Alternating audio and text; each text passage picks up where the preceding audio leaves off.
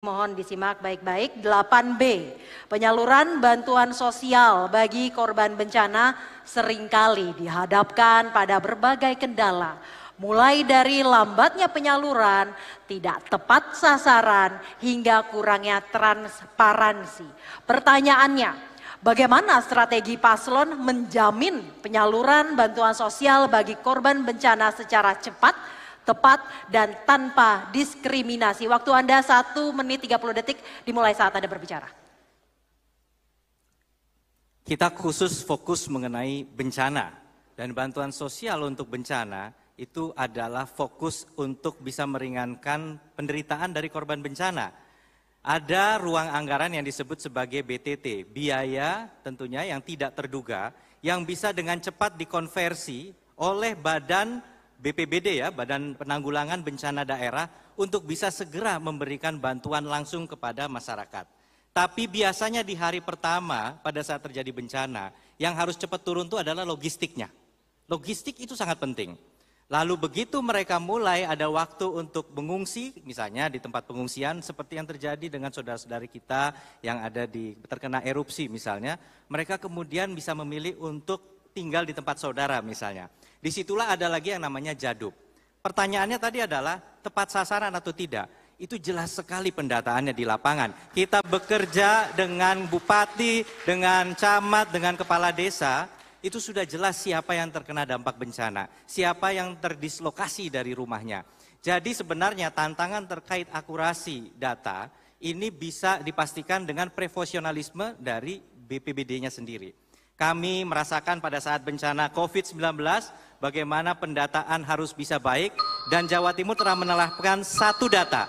Data semua sektor diintegrasikan di dalam satu data warehouse sehingga tidak tumpang tindih lagi pada saat kita mau memverifikasi data penerima. Baik, waktu telah habis dan selanjutnya akan saya berikan kesempatan kepada Cawagup nomor urut 1 untuk menanggapi jawaban. Waktu Anda 1 menit dimulai saat Anda berbicara. Silakan.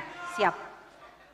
Ya, jadi kami pasangan Lulu Lukman, sebagaimana kami sampaikan, kami memiliki aplikasi yang namanya One Jatim. Dari aplikasi ini ada satu hal yang perlu teman-teman tahu, bahwa kami siapkan terkait dengan mitigasi bencana. Itu seperti kalau di Jepang, setiap kali mau hadir bencana, kita sudah deteksi dini. Kita punya early warning system, sehingga setiap bencana yang ada belum sampai terjadi, masyarakat sudah dikasih tahu, sehingga bisa menyiapkan sigap terhadap bencana, tanggap terhadap bencana. Begitu juga terkait dengan penyaluran ini.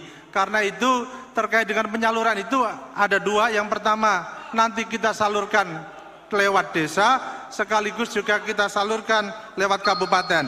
Yang lewat kabupaten ini konteksnya recovery, sedangkan yang lewat desa ini konteksnya adalah untuk tanggap darurat. Terima kasih. Waktu Anda telah habis dan selanjutnya saya berikan waktu Cawagup nomor urut 3 untuk menanggapi. Waktu Anda 1 menit dimulai saat Anda berbicara. Kita bicara tentang paradigma. Paradigma bagaimana pemerintah itu ketika bicara tentang bencana, kita tidak boleh bekerja pada saat bencana. Tetapi proses mitigasi, proses pendataan itu sudah harus dilakukan. Dengan cara melibatkan peran serta masyarakat. Dengan membangun kampung tagana, kampung yang tahan bencana, yang sehingga diharapkan ketika ada bencana mereka sudah tanggap untuk melakukan mitigasi sendiri dan pendataan. Problem di hari-hari pertama biasanya pemerintah akan sulit turun ke lapangan ketika data itu tidak ada. Dan data itu tidak akan bisa ada kalau misalnya pemerintah hanya bekerja pada saat ada bencana saja. Inilah problemnya. Oleh karena itu mari kita semangati bersama-sama. Jika Allah memberikan kesempatan kepada kita semuanya, kita harus tanggap bahwa bencana adalah sesuatu yang bisa terjadi di kapan saja, di mana saja, dan kapanpun juga, dan kepada siapapun saja. Baik, waktu Anda habis dan kami akan berikan kesempatan kembali kepada Cawagup nomor urut 2 untuk merespon tanggapan dari Cawagup nomor urut 1 dan 2. Waktu Anda 1 menit dimulai saat Anda berbicara. Silahkan. Masih untuk Mas Lukman, Pak Jokowi dan Bu Sri Mulyani, dan kemudian saya yakin Pak Prabowo juga sama, itu mewanti-wanti jangan sedikit-sedikit bikin aplikasi baru. Sudah ada Inaris. Jadi ini bedanya kalau kita sudah kerja dengan BNPB, jadi kita tahu bahwa sistem itu sudah ada, early warning system sudah ada. Jadi sebenarnya sistem ini sudah diterapkan Inaris dan kami ikut merasakan waktu melakukan penerapan untuk COVID. Lalu kepada Gus Han terima kasih, betul bagus. Cuma kita tidak akan pernah tahu kapan bencana itu datang. Jadi gimana caranya kita bisa menebak bahwa bulan depan di sana itu ada bencana loh, datanya kita siapin dari sekarang. Saya rasa ini adalah pandangan yang, tapi saya coba tangkap sisi baiknya, bahwa maksud Gus Han mungkin daerah-daerah yang berisiko itu udah tahu siapa warganya. Kalau seperti itu kita cocok. Kenapa cocok Gus? Karena BPBD itu justru sudah dapat penghargaan 1 Data Jatim Award untuk data antisipatif. Di sini Waktu kita cocok Anda Gus. telah habis, waktu Anda telah habis. Dan selanjutnya. Kita akan berikan kesempatan untuk calon wakil gubernur nomor urut 3